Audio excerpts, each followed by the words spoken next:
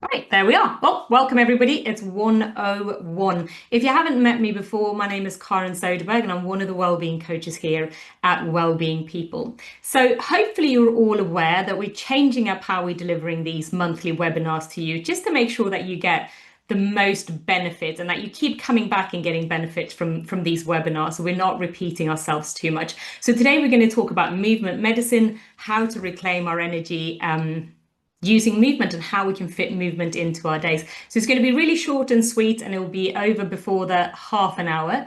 Many of you have found the chat function. That's great. Please do get involved, use the chat function, ask any questions that you've got and just join in as much as you'd like. So I'm going to go and share my slides with you. There we go. Hopefully you can see that slide now. Let me get that chat function up for you as well. Right, okay, fabulous. So we're going to go right to the topic today, but we're just also going to remind ourselves about habits and the importance of habits and how we can go about changing those. So whether you have currently logged in and enrolled in Habits for Health program or not, it doesn't really matter. Hopefully today's session will be beneficial to you. And if you haven't logged in or set up an account yet, you have plenty of time to do that later. So today I just want to run by and just remind ourselves a bit about change. If we want to change, connecting with our why a little bit, checking in with our current habits. So, how much time do we spend moving or sitting? And we're going to, face that challenge of adding some more daily movement into our lives. So first things, let's have a think about where you are at now when it comes to your daily movement. So we're not talking about exercise today, but rather how much are you moving each and every day. So just kind of connect a little bit with yourself and consider how much movement are you getting into every day now? Do you want that to change? Do you want that to be different in any way? And what can you do to get there in the end? So these are some of the things we're going to focus on today.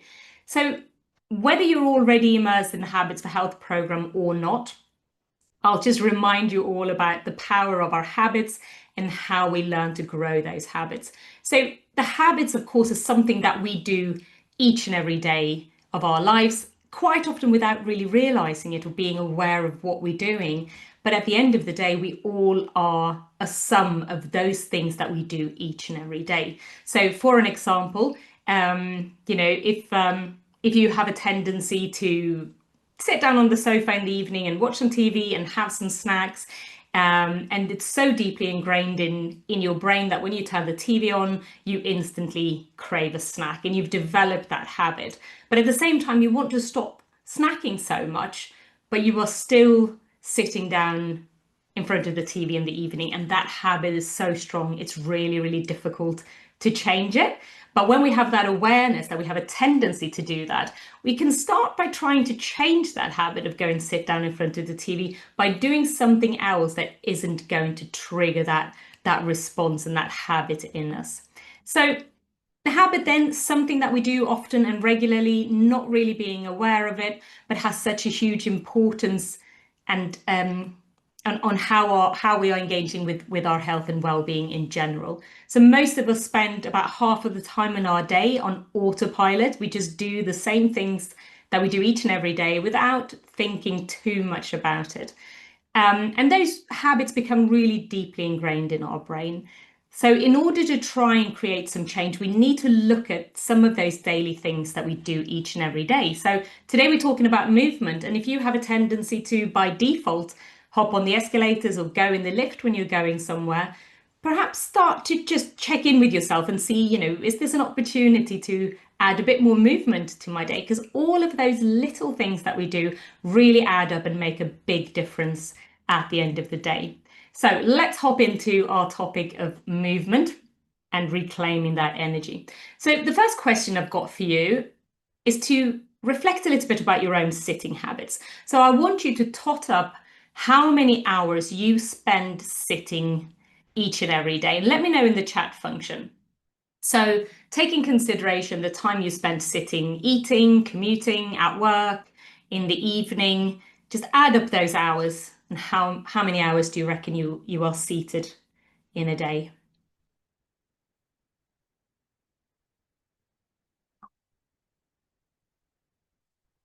Yeah, about 8 hours, 4 hours, 4 to 5 hours, 12 hours. Thank you for your honesty. Yeah, 8 hours. Many of you, yeah, another 12, 7, 9. Okay, so the majority of you here are sort of between 7 and 12 hours. Yeah, too many for sure. And and of course our lives are modeled around this. If you have a desk job where you have to be seated in front of your computer, it's very difficult to get away from that.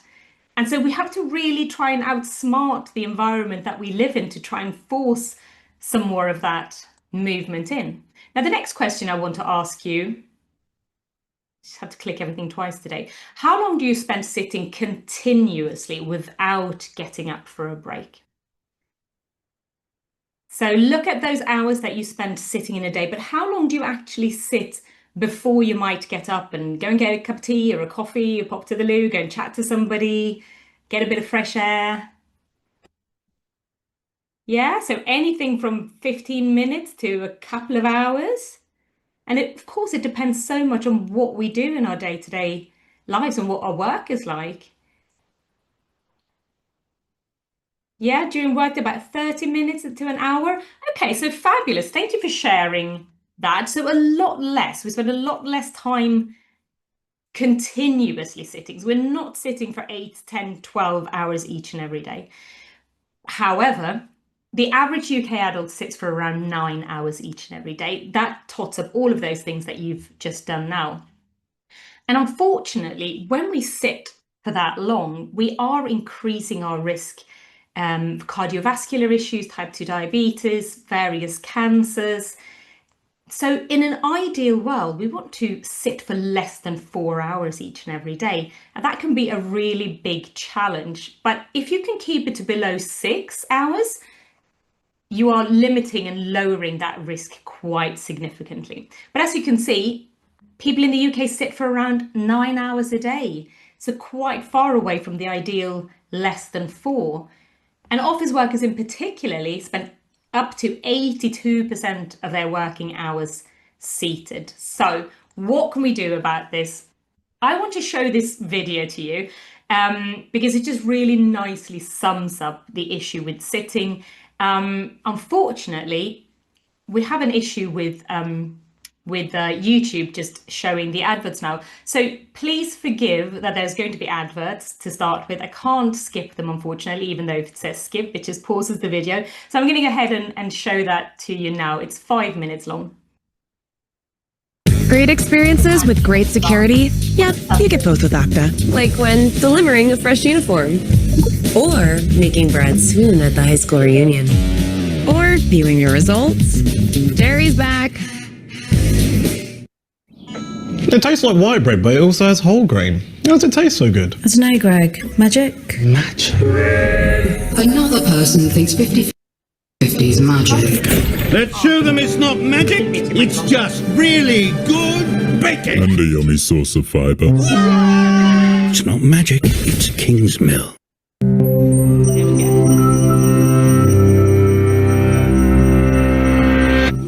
Right now, you're probably sitting down to watch this video, and staying seated for a few minutes to view it is probably okay. But the longer you stay put, the more agitated your body becomes. It sits there counting down the moments until you stand up again and take it for a walk. That may sound ridiculous. Our bodies love to sit, right? Not really. Sure, sitting for brief periods can help us recover from stress or recuperate from exercise. But nowadays, our lifestyles make us sit much more than we move around, and our bodies simply aren't built for such a sedentary existence. In fact, just the opposite is true. The human body is built to move, and you can see evidence of that in the way it's structured. Inside us are over 360 joints and about 700 skeletal muscles that enable easy, fluid motion. The body's unique physical structure gives us the ability to stand up straight against the pull of gravity. Our blood depends on us moving around to be able to circulate properly. Our nerve cells benefit from movement, and our skin is elastic, meaning it molds to our motions. So if every inch of the body is ready and waiting for you to move, what happens when you just don't? Let's start with the backbone of the problem, literally. Your spine is a long structure made of bones and the cartilage discs that sit between them. Joints, muscles, and ligaments that are attached to the bones hold it all together. A common way of sitting is with a curved back and slumped shoulders, a position that puts uneven pressure on your spine. Over time, this causes wear and tear in your spinal discs, overworks certain ligaments and joints, and puts strain on muscles that stretch to accommodate your back's curved position. This hunched shape also shrinks your chest cavity while you sit, meaning your lungs have less space to expand into when you breathe. That's a problem because it temporarily limits the amount of oxygen that fills your lungs and filters into your blood. Around the skeleton are the muscles, nerves, arteries, and veins that form the body's soft tissue layers. The very act of sitting squashes, pressurizes, and compresses, and these more delicate tissues really feel the brunt. Have you ever experienced numbness and swelling in your limbs when you sit? In areas that are the most compressed, your nerves, arteries, and veins can become blocked, which limits nerve signaling, causing the numbness, and reduces blood flow in your limbs, causing them to swell.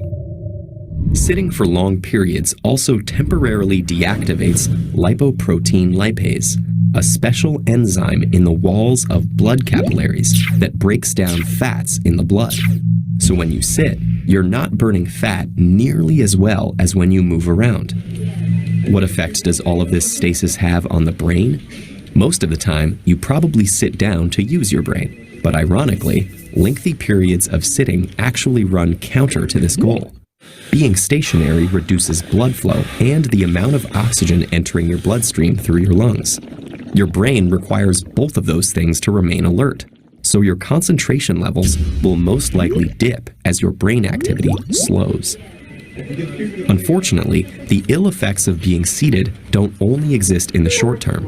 Recent studies have found that sitting for long periods is linked with some types of cancers and heart disease, and can contribute to diabetes, kidney, and liver problems. In fact, researchers have worked out that worldwide, inactivity causes about 9% of premature deaths a year. That's over 5 million people. So what seems like such a harmless habit actually has the power to change our health. But luckily, the solutions to this mounting threat are simple and intuitive. When you have no choice but to sit, try switching the slouch for a straighter spine. And when you don't have to be bound to your seat, aim to move around much more, perhaps by setting a reminder to yourself to get up every half hour. But mostly, just appreciate that bodies are built for motion, not for stillness. In fact, since the video's almost over, why not stand up and stretch right now? Treat your body.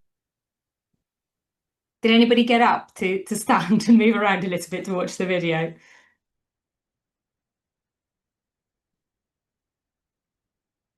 Fabulous. Got a quick yes there.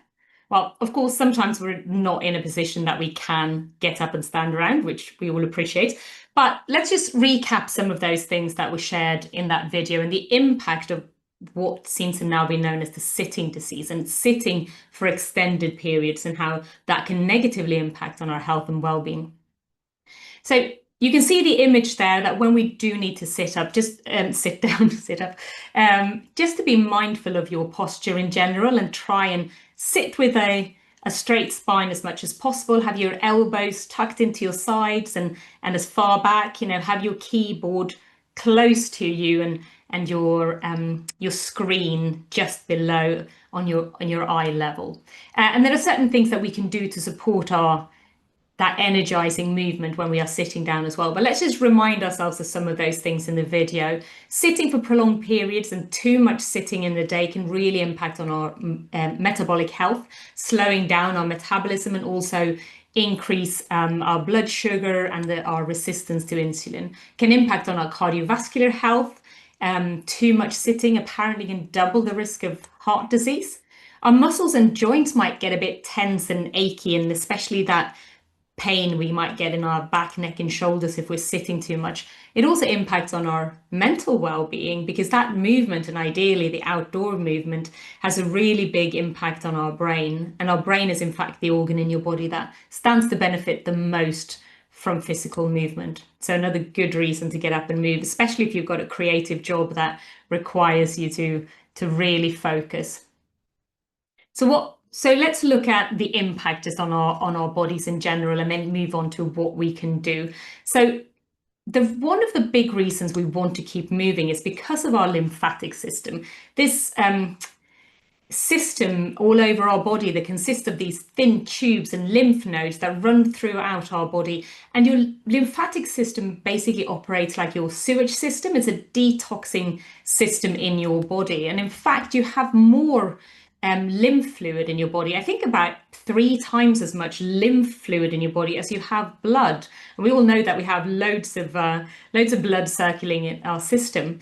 And that's the key difference here. So a positive impact on supporting our lymphatic system and encouraging that movement, which we do when we move our bodies, is that it supports our immune system. It helps fight bacteria, infections, and it can also help destroy some older abnormal cells and sometimes cancer cells. Now, the difference with our lymphatic system and our cardiovascular system is that, of course, you have your heart to help you pump your blood around in your body, but the lymphatic system and that lymphatic fluid doesn't have that. So when we are seated and when we're not moving, this system just becomes stagnant, and it totally relies on us to move our bodies. So you can really understand how very small changes into your everyday life, like even when you're seated down to just move your arms around a little bit, or get up and do a few squats, how that can really have a massive impact on your overall well-being and how well you can support your lymphatic system. So let's see what you can do yourselves to get more movement, increase and inspire that natural energy, and support our immune system in the long run. So okay, let me know in the chat function if you had to start moving more today and fit more movement into your day, what do you think you could do? If you had to move a little bit more and sit a little bit less every day, what can you do? Thanks for pointing out that in the chat function there. There was no mention of risk of blood clots. Of course, that's a big risk as well for certain people with prolonged sitting. Yeah, standing up for meetings, brilliantly. Getting a sit to stand desk like I've got and I'm using now, which is brilliant. And you can alternate getting up and sitting down. Not only standing for meetings, but are you able to do walking meetings? That would be even better. And perhaps anytime you pick up the phone, if that is involved in your day, you might want to stand up and move around while talking. I don't know about you, but I always find that moving just really stimulates creativity and just helps me think better in general.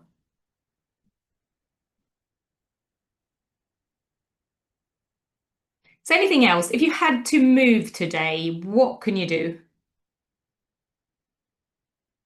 Oh yeah, that's a good one there. Find a reason to go and talk to somebody rather than emailing them, which is great if you're working in an office environment. Rather than pinging a Teams message across, you might just actually get up and walk over to where they are seated.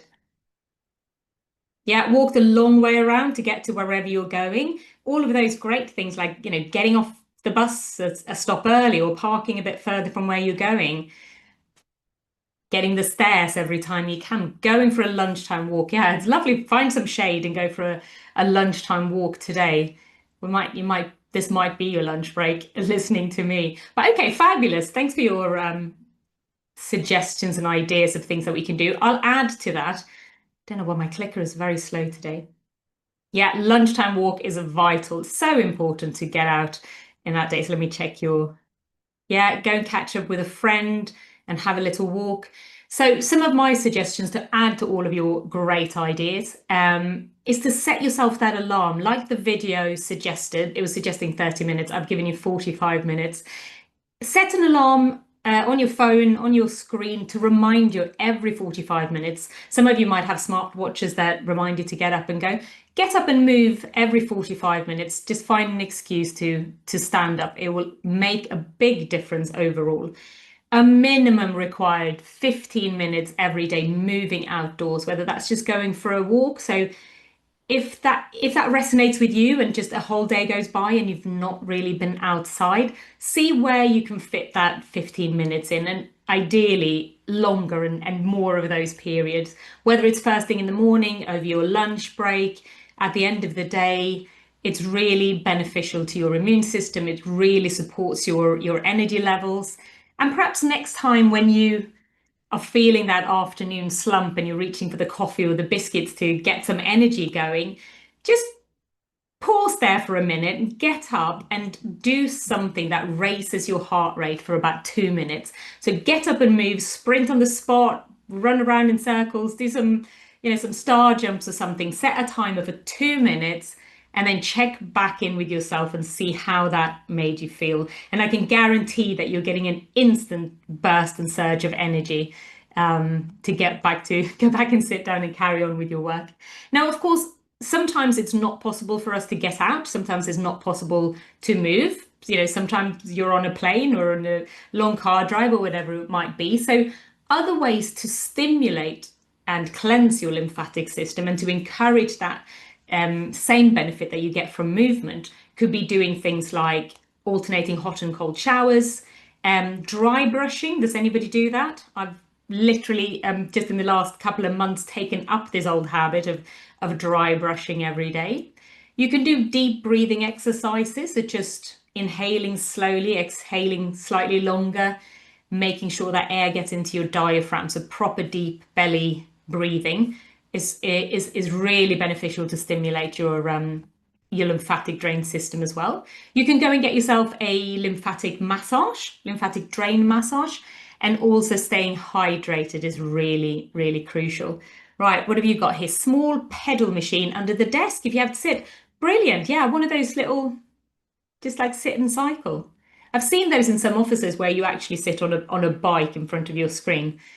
That seems next level. Yeah, foam rolling. It also has that same stimulation, right, of a massage or the dry brushing as well. Right, fab. So hopefully that will give you some suggestions to work with. I'm going to round up now because I said it was going to be under half an hour. We're 24 minutes in now. I just want to remind you that, of course, you all have access to our Habits for Health program, so do engage with that, hop on there.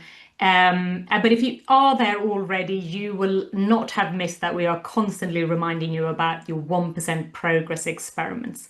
And so when it comes to your movement, regardless of where you are starting from today, just try and implement one small little new habit that you can really build on, and it's going to stick with you. So have a think about what you can experiment with over the next week or two that will just encourage you to move a little bit more throughout your day, and just make it so very simple so that it's going to be sustainable in the long run, because those small manageable habits are easy to stick to. But if you tell yourself that you're gonna, start running every day, or going a little bit extreme with that new habit, it's going to be difficult to keep it going. And that's where I think many of us go slightly wrong sometimes, because we think that unless we are going to the gym or going for a run or taking part in a class or playing some sport, if we can't really do that, then we've almost failed, and that couldn't be further from the truth.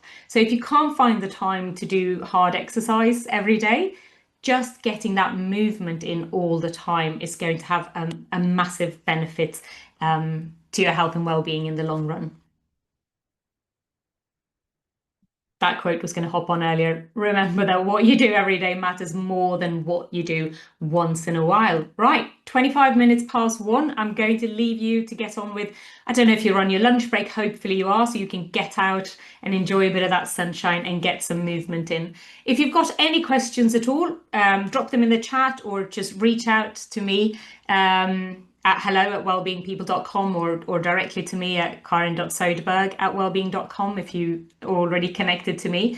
And if you and your organization want us to come and talk to you directly about the Habits for Health program and driving that engagement, then do let us know.